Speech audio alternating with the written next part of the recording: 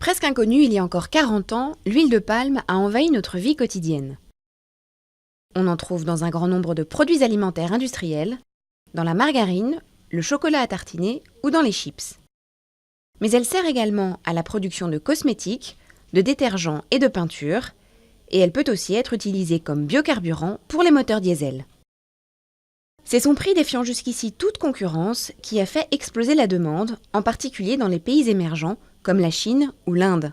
En 2030, elle devrait avoir doublé par rapport à l'année 2000. À l'origine, le palmier à huile provient d'Afrique de l'Ouest. C'est l'une des espèces oléagineuses les plus productives. 100 kg de fruits donnent environ 22 kg d'huile.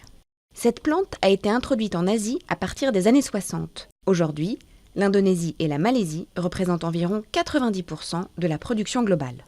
Mais ces plantations ont été aussi gagnées sur la forêt tropicale. Les forêts d'Indonésie disparaissent ainsi à toute allure pour céder la place aux palmiers à huile. 40% sont déjà détruites. Ces 50 dernières années, environ 74 millions d'hectares de forêt ont disparu. Mais ce ne sont pas uniquement les dégâts environnementaux qui attisent les critiques.